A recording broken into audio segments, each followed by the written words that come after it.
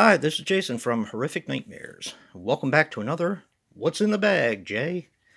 Now, this is a segment where I pick 6 movies from my collection that I haven't seen, write their names on a piece of paper, throw them in the bag, draw one out at random, and do a review.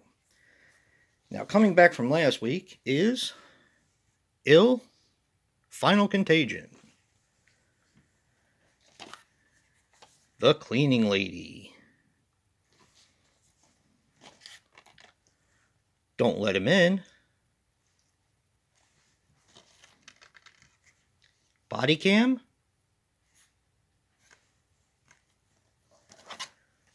Vampire Over London, and making its debut this week is Raising Jeffrey Dahmer.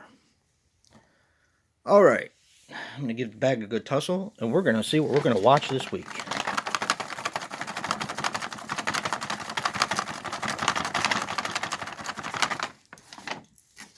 All right, let's see. Okay, what do we got? We have Don't Let Him In. Well, I'm going to set that movie aside while I set all the other ones side by side, and take my trusty Freddy vs. Jason die, and we're going to see what comes back this week, or next week, rather. Now, if I roll a Freddy vs. Jason or a 5, they all come back. So, let's see.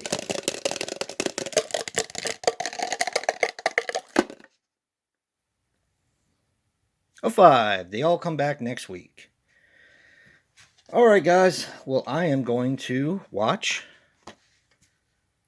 Don't Let Him In and come back with a review later. Well, I'm back. I just watched Don't Let Him In, and here are my thoughts. Don't Let Him In is a 2011 film which runs approximately 80 minutes and is written and directed by Kelly Smith. Now, the only thing to her credit is one episode of Something's Wrong, which I guess is a TV series. Now, this stars Sophie Linfield as Paige. She was in Queen of the Desert, Money Kills, and Cats and Trees. Sam Hazeldrive as Sean. He was in Dark Corners, The War Below, and Last Supper. And finally, Gordon Alexander as Tristan. He was in The Courier, First Score, and The Grind. Now, this had a budget of £3.2 million. And I didn't do a translation. I normally do. I apologize for that. But, yeah, it's more than 3.2 million in American dollars. So, okay. Don't Let Him In. How to explain this without giving everything away? Okay, my first impression of this film was it almost gave me kind of like a flavor of a movie that I reviewed a while ago for Wild Eye called Stabbed in the Face. I was not a fan of that movie. Now, this felt like that at first, but on a bigger budget. Here's what I can tell you about the story. You have a couple who wants to go away to their, I believe it's their family's cabin in the woods, which seems like that's how all these things start.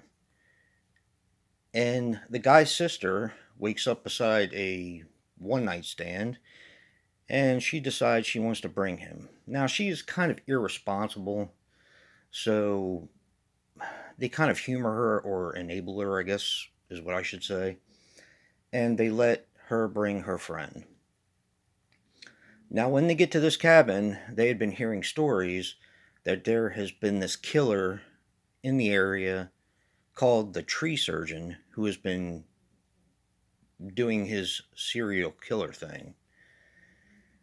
From there, we get a lot of people getting picked off one by one, and not just because we're only dealing with a few people here. So when they do stupid things like they go out into the woods alone or they go looking for somebody out in the dark, they don't always get picked off. I guess it's filler for the story. Now, one of the things that bothered me about Stabbed in the Face was it's almost like everyone's a killer. That's the way this appeared at first. But it does veer off into a different direction, and I did find myself really enjoying this film. Now, this has a very low budget feel. This is, of course, from the UK. This kind of has a low budget feel, even though it was made for £3.2 million. Kind of surprised me. But I don't know. Maybe it was just the way it was filmed. It's hard to explain why it felt like that. I actually did end up liking this film. I know I kind of seemed a little like I wasn't really quite sure. But the more the movie progressed, the more I actually got into it. And the killer, the tree surgeon, is pretty freaking cool. So, yeah. This is basically a slasher. But it's a slasher that has a different type of twist to it. Yeah, I have to. I'm not really sure how to explain it without giving away key plot points. So I kind of have to go with that right now. You'll definitely, if you choose to watch this one, you'll definitely understand where I'm coming from when you watch it. There is some gore in it. The gore is pretty cool. Nothing really overly outstanding. The acting is. I liked it. My gripe is the way the characters were written. To me, they seemed very unlikable, and it was hard for me to kind of root for anybody who was being chased or being killed by somebody.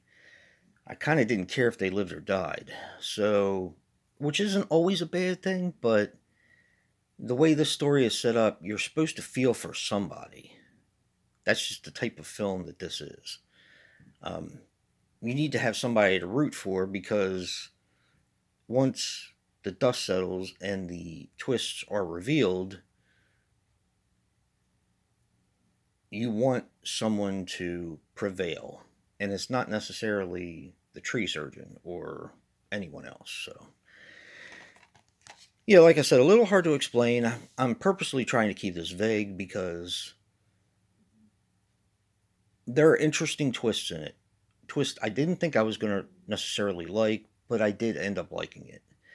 I definitely recommend this. If you find this cheap, see, I thought this was a newer type film, but it turns out it's from 2011. Now, I'm not sure when it got released by Image, but I've actually seen this around from time to time. I just never really picked it up. I ended up finding it brand new at the flea market where I go, and picked it up, thought it sounded kind of interesting, so figured I would give it a go. I'm glad I did. Yeah. If you like slasher movies, definitely check this one out. But know that there's a different type of twist to it. So I'll leave it at that. And if you like what you see in here, hit that like button and subscribe. And until next time, peace.